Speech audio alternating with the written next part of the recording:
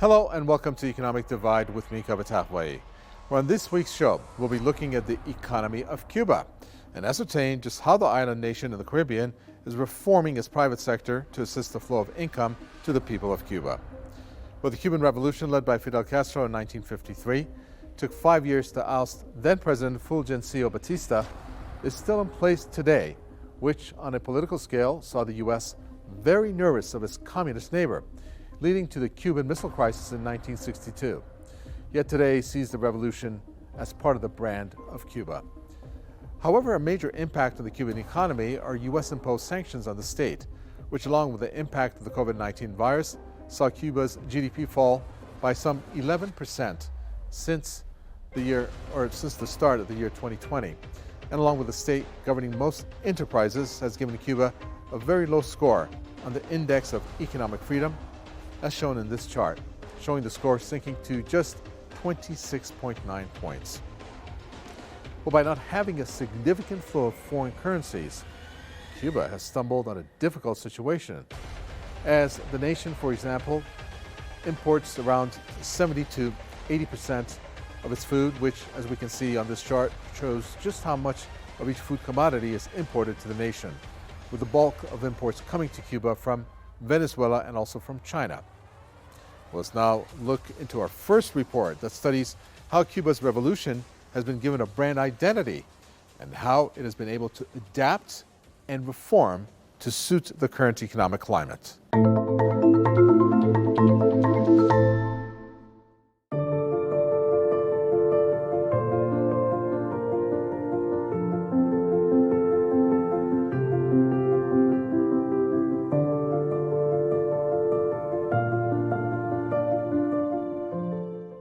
In 1953, a young Fidel Castro gathered together a group of similar-minded people and over the next 5 years ousted then-President Fulgencio Batista. The Cuban Revolution is without doubt one of the most successful and bizarrely one of the most popular in the world, with teams of tourists flocking to the Caribbean island to immerse themselves in the atmosphere of La Revolucion, adorning the Che Guevara berets, posing with classic cars, and losing themselves in the vibrant music and culture of the island. But the modern image of luscious beaches, Cuban cigars and cocktails has not always been the norm. The notion of communism left the United States very edgy, particularly during the 1960s with the Cuban Missile Crisis, sparking American nuclear families to build up an image of almost alien-like views of communism, which contributed to even more tension during the height of the Cold War. Yet the revolution has delivered Cuba with an economic dilemma. The US-imposed embargo on the nation has cost its financial status heavily, with some estimates placing the monetary value of the sanctions at around £553 billion, according to the Cubans.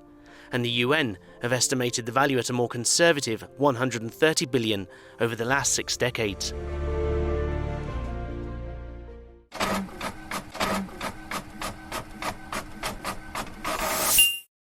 Joining me in the studio is current affairs and impact analyst Mahan Abedin.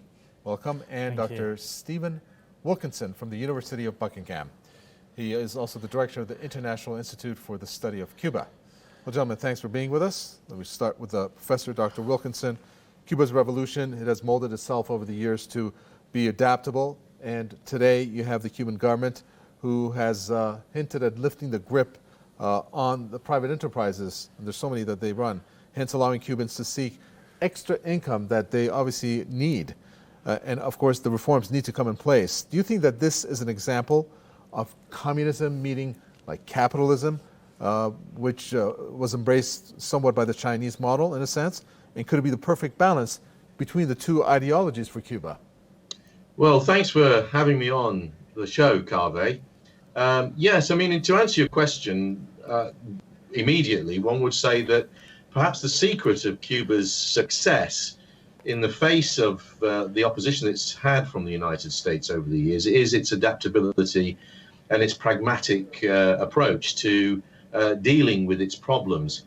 I would say that the changes you're referring to have been going on for quite some time. In fact, since the collapse of the Soviet Union back in 1991, Cuba has been moving towards using market mechanisms in order to solve some of the problems inside the society and the economy. All right, Mahan, the Yeah. Cuban Revolution, it has Yes. survived, and we could talk about the death of its founder, Fidel Castro. Yes. Now, what do you think are the main reasons that this ideology has lived for so long, in spite of the virtual fall of communism elsewhere? And do you think that a socialist economy is actually a viable model for the island nation to thrive on financially, in this case Cuba? Well, Cuba really demonstrated its resilience when it outlived the former Soviet Union, because everyone was saying because their economy was so dependent on the Soviets and they had direct aid from the Soviet Union, it would immediately collapse. It hasn't. In fact, it's gone on to thrive. It's been there for 60 years. And also some of the innovative things they've done in recent years. They've opened up the economy to some extent. There's now some scope for private enterprise in Cuba, but it's still a very strictly socialist country. They've opened up the internet, and of course the tourism sector is picking up. So Cuba really is a resounding success story, particularly in view of its immediate environment. You know, a very hostile giant neighbor to the north, which has tried to oust them repeatedly in the past 60 years, particularly in the early decades. I mean, they tried to assassinate Fidel Castro for over a dozen times, but they were unsuccessful. So Cuba, yeah, by all accounts, by all credible accounts and standards, it really is a resounding success story. Yeah, it sure is, from the sounds of it anyways. Okay, thanks to both Mahan and Dr. Wilkinson. We're going to obviously see them later again in the program. It's time now to take a look at our second report that studies Cuba's rocky relationship with its northern neighbor, namely the U.S.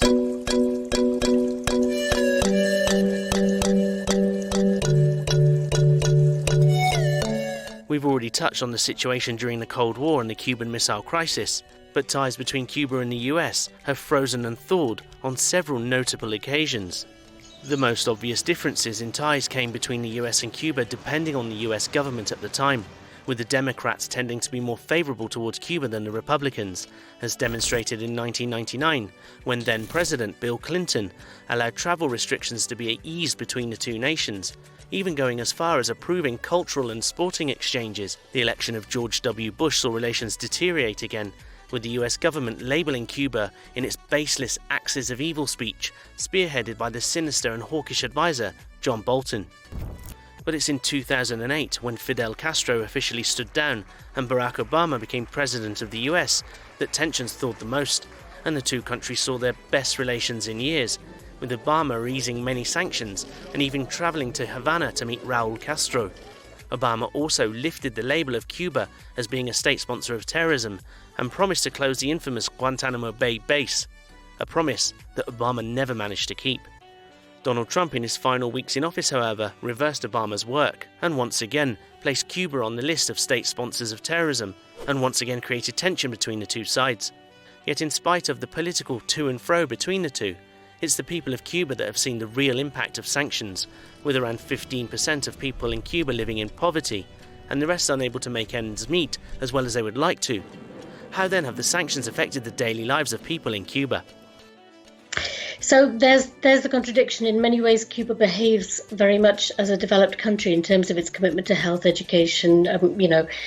People can talk in great detail and at great length about the contributions that Cuba has made to its own people in those terms, or the Cuban government has made. The other side of that, however, is precisely what you're talking about, and that is the prolonged effect of the longest sanctions, economic sanctions in world history, over 60 years.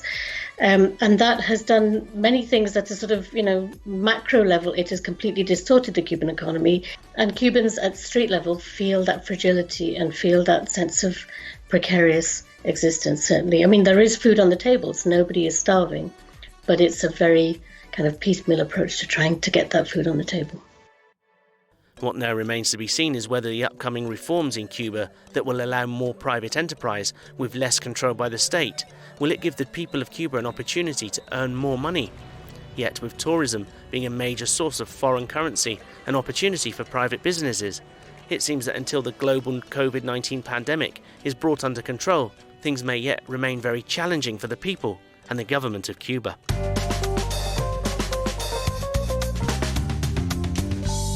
Back with me in the studio is Mahan Abedin and Dr. Stephen Wilkinson. Welcome back to both of you. Dr. Wilkinson, the U.S. under Donald Trump, he reimposed sanctions on Cuba, labeled it a state sponsor of terrorism. Do you think the new President Joe Biden is going to be following the footsteps of Barack Obama in terms of easing ties with Cuba? And will Biden finally close the prison at Guantanamo Bay, as he has hinted at recently? Well, Kaveh, just to go back to your first question, to begin the answer to this one, around the issue of ideology, I think one of the most important things to understand about this relationship with the United States is that the underlying, if you want to use a philosophical term, the episteme, that means the kind of the underlying basis of this confrontation, it is not seen the same way on both sides. So, for example, the United States almost consistently insists on seeing this as a relationship which is based around a conflict between socialism and capitalism.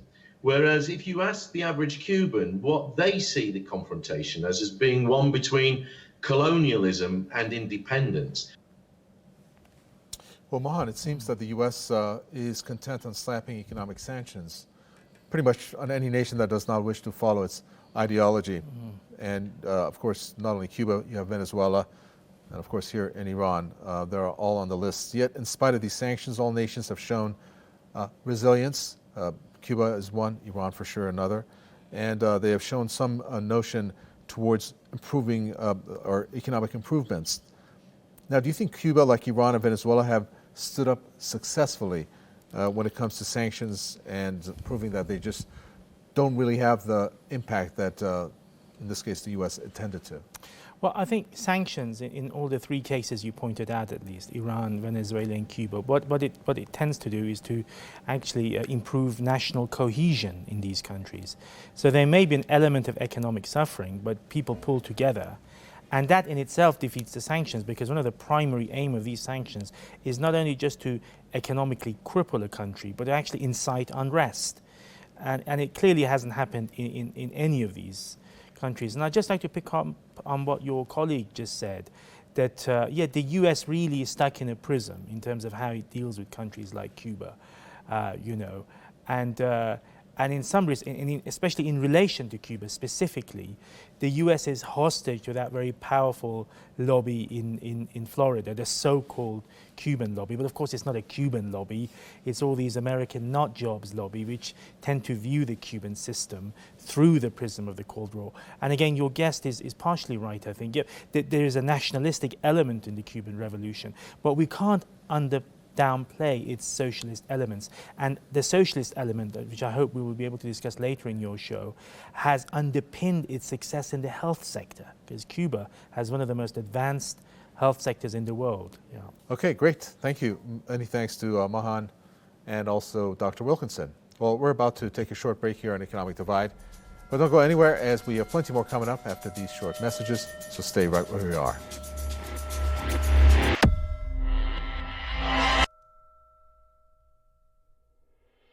Welcome back to Economic Divide with me, Kaveh Tafwai. Time now to take a look at some of the other economic headlines hitting the front pages in our Info News section. Well, first up, China has taken its first step to ousting the U.S. as the world's largest economy by overtaking the Americans as the European Union's largest trading partner. Figures show that trade between China and the EU is valued at $709 billion compared to $671 billion for the U.S. in the year 2020. Well, Bitcoin has breached the iconic $50,000 mark, seeing the currency rise by 72% since the start of the year. Well, the price surge comes following an announcement by Tesla CEO Elon Musk that he had purchased $1.5 billion of the cryptocurrency. However, critics say that the fluctuation still makes the currency an unstable commodity. Next up, following from our episode on billionaires last week, two of the world's richest men, namely Jeff Bezos and Mukesh Ambani, are battling over a $3.4 billion contract over retail sales in India. Bezos' Amazon hopes to gain a slice of the 1,800 retail stores across 420 Indian cities. However, Ambani's reliance is showing Amazon that local knowledge and ready cash are strong enough to oust Amazon's interest in India. And finally, the mining company Rio Tinto has announced that it is expected to pay out a record $9 billion in dividends following a 20% rise in profit due to China's demand for iron ore. Well, the payout will be the world's second largest mining company's largest ever payout in its 148-year history. Well, it's time now to take a look at our final report of the show, which examines the possible routes out of the red for Cuba, looking at how certain industries and trade may pick up again in the near future. With tensions in the past rising and falling in parallel with respective US governments at the time, the future economic situation in Cuba may depend in part on the ambitious and political economic foreign policy of current President Joe Biden. However, it's not just politics that dictate just how the Cuban economy will fare in the near future. As we've briefly touched upon earlier in the show, one of the main sources of foreign currency income to Cuba is the flow of tourism, with visitors to the island rising from under 750,000 in 1995 to over 4.6 million in 2018, and contributing to around 3% of the total GDP. With the potential reforms on private enterprise also taking place in Cuba, the future looks quite bright. However, as with the rest of the world, there's a huge hurdle to cross first. The COVID-19 virus has not impacted Cuba as heavily as other places, with the island managing the spread of the virus relatively well. However, international travel, aviation and tourism has suffered extremely heavy losses at the hand of the virus, and the impact has literally meant that Cuban tourism is closed for now. Many Cubans currently rely on remittances sent to the island from the US, and with over 2.3 million Cubans living in America, the opportunity to send money home is plenty. Yet in the long term, it's not an ideal solution.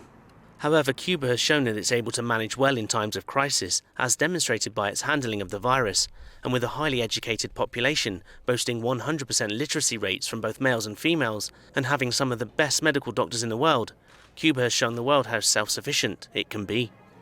So the future now lies in the hands of both the people and the government of Cuba, as well as partly in the hands of external partners and nations, meaning how the people of Cuba view their future, either tied to better relations with the US, or by seeking more ties with new or existing partners, depends what happens on a political scale, and now it seems medically, in order to emerge from the current situation. Cuba's always looked elsewhere. It's always tried to keep those international alliances going, and a huge part of that for over 30 years, but predominantly now, principally now with the pandemic, has been through internationalism, through medical internationalism and the exchange of medical expertise, or pharmaceuticals in exchange for basic commodities. In terms of the change of US administration, I don't think it could have got worse for Cuba than it had been under Trump. The number of restrictions that were strengthened under Trump's administration, including remittances, including limiting the most obvious tourist market, which is the US market, severely limiting that. And then one of his last acts before leaving office was to put Cuba on the what used to be the axis of evil. So it can't get worse than that. It can't be harder than that.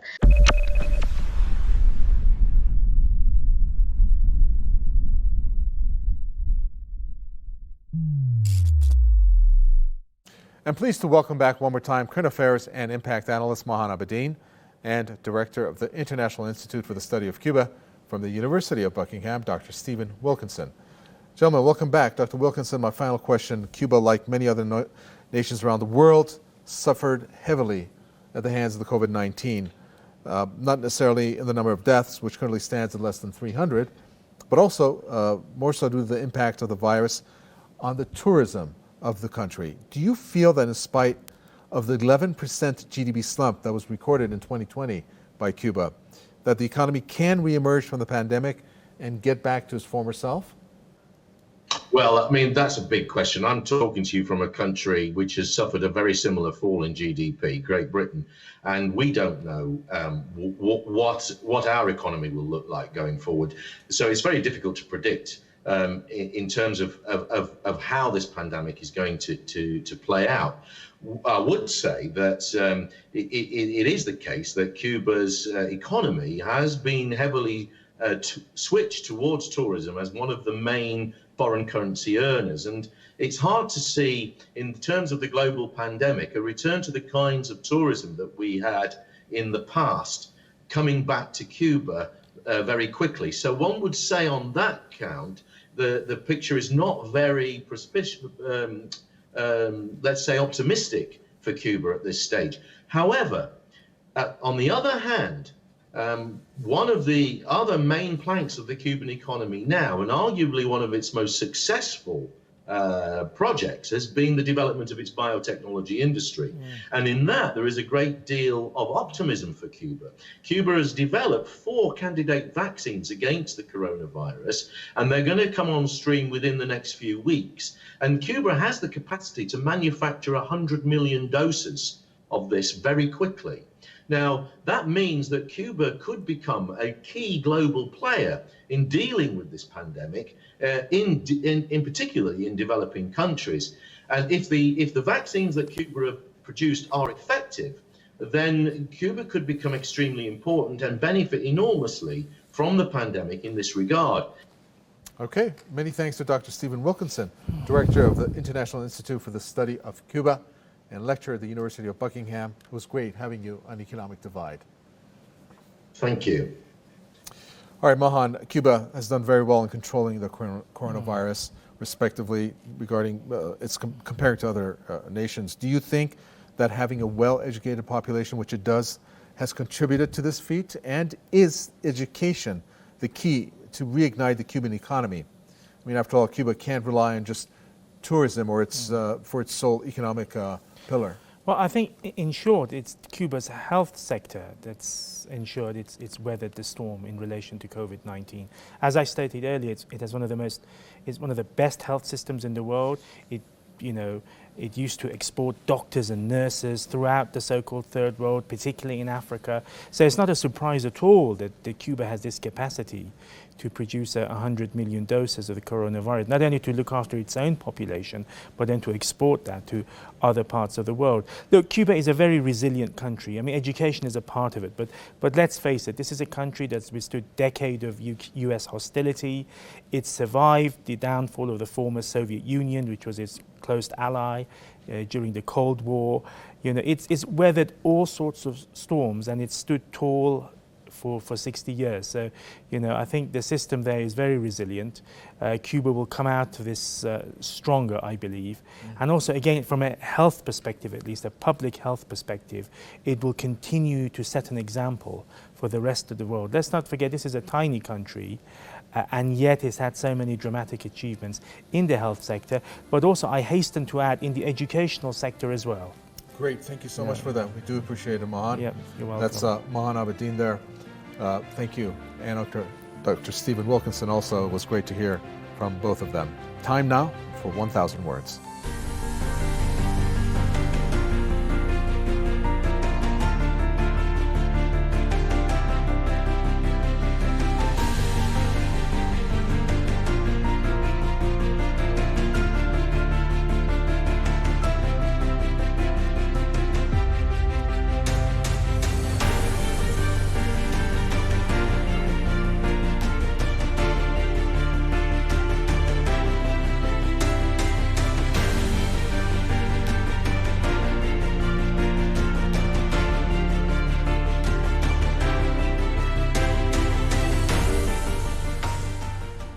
The Cuban Revolution has so far stood the test of time, with not only the founder of the revolution dead, but also with communism morphing into a very different concept since the collapse of the Iron Curtain and the fall of the Soviet Union.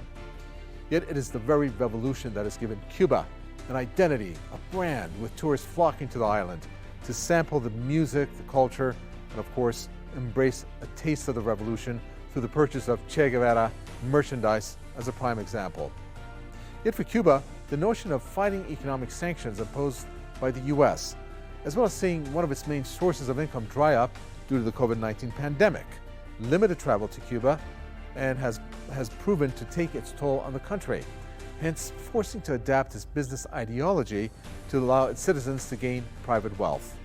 What now remains to be seen is just how successful this plan becomes and whether future relations between Cuba and the US and the rest of the world can bring back much needed foreign investment into the country. That's about all the time we have on this episode. On behalf of myself, Kaveh, and the whole team here on Economic Divide, thanks for watching. Stay safe, and we'll see you again next time.